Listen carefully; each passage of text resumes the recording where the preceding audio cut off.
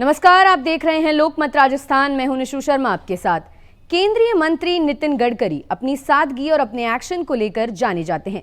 साथ ही उनके पास जो विभाग हैं उसमें कई प्रोडक्ट्स चल रहे हैं जिनको लेकर हमेशा चर्चाओं में बने रहते हैं। इसके अलावा नितिन गडकरी कभी भी ऐसी बयानबाजी में नहीं फंसते जो विवादों का कारण बने। इसी कारण विपक्ष भी मंत्री गडकरी की तारीफ करते हुए नहीं थकता। वहीं अब गडकरी ने एक ऐसा बयान दिया है जिसके बाद सभी की नजरें उनके उस बयान पर चली गई हैं। आइए देखते हैं ये खास रिपोर्ट। नितिन गडकरी की दुनिया को चेतावनी, कहा कभी युद्ध छिड़ सकता है। दुनिया में इस समय संघर्ष का माहौल, भारत को करनी चाहिए रणनीतिक दृष्टिकोण की समीक्षा।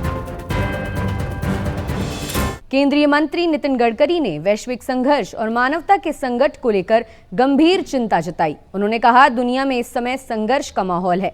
इजरायल और ईरान के बीच, रूस यूक्रेन के बीच जो हो रहा है उसकी पृष्ठभूमि में कहीं भी विश्व युद्ध छिड़ सकता है। गडकरी ने कहा कि आज का युद्ध केवल सैनिकों तक सीमित नहीं रह गया है, बल्कि मिसाइलों, ड्रोन और अत्याधुनिक तकनीक के माध्यम से सीधा नागरिकों को निशाना बनाया जा रहा है। गडकरी ने अपने भाषण में महाशक्तियों की तानाशाही और अधिनायकवादी नेचर पर सीधा हमला बोला। उन्होंने कहा कि समन्वय, सद्भाव और प्रेम की भावना में गिरावट आ रही है।